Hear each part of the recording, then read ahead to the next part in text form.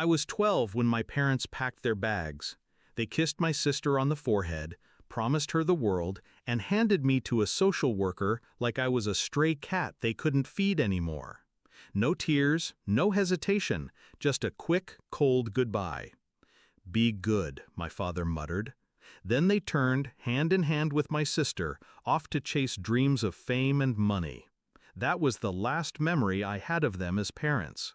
Years in foster care harden you. You learn to survive without affection, without security. I taught myself to smile when I was invisible, to fight when I was cornered, and most importantly, to never forget. And I didn't. When the email arrived years later, I almost laughed. Subject: "We need your help." I opened it out of morbid curiosity. There they were, my parents. Faces older, beaten down, eyes hollow.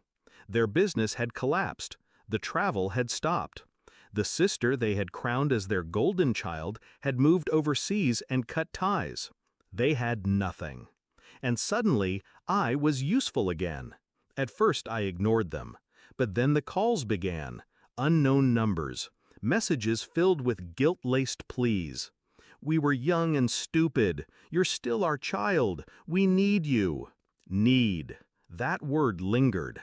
I had once needed them, and they walked away. Now the wheel had turned. I didn't answer right away. Revenge isn't served through impulse. It's crafted, simmered, sharpened until every piece cuts perfectly. So I planned. The first step was to be seen. I replied warmly, like the forgiving child they imagined I still was. "It's been so long. Of course I'll help you." They cried on the phone. My mother's voice cracked. My father coughed through his apologies. They begged for a place to stay, a chance to start over. I welcomed them with open arms. When they arrived, they looked smaller than I remembered.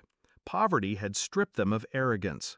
They hugged me as though we had never been apart. "I knew you'd understand," my mother whispered. I smiled. She mistook it for forgiveness. Step 2, I gave them comfort. A guest room in my house, a fridge stocked with food, clothes they could wear. I introduced them to neighbors as my family. I let them feel safe, fed, and cared for. But I also gave them work. "You'll feel better if you contribute," I said. So they cleaned, they cooked, they ran errands. I paid them allowances like children. They didn't complain. They were too grateful to be taken in at all.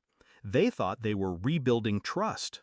What they didn't know was that every dollar they touched, every signature they scribbled, every errand I sent them on was part of the trap. Step 3, paperwork. While they scrubbed dishes, I had them sign routine forms.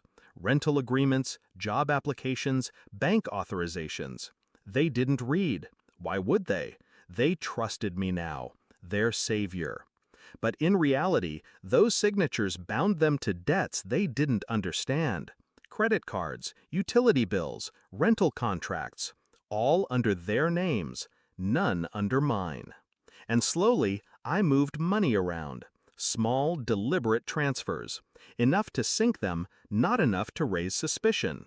The breaking point came 6 months later. It was a morning like any other. My father was in the kitchen, pouring cheap coffee.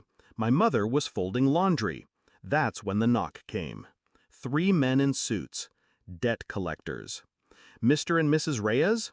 You've defaulted on several accounts."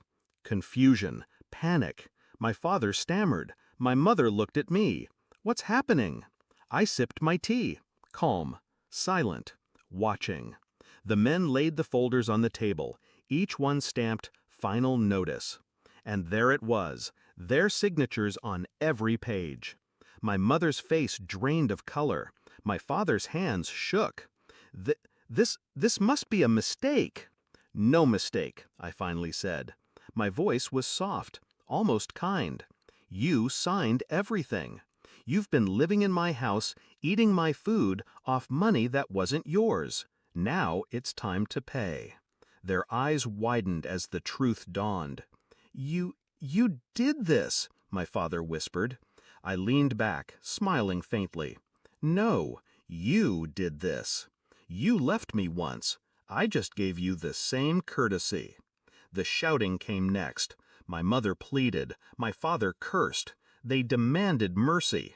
But I was calm, detached. The child they abandoned had grown into something they couldn't manipulate. When the collectors escorted them out, their belongings in trash bags, I stood at the doorway.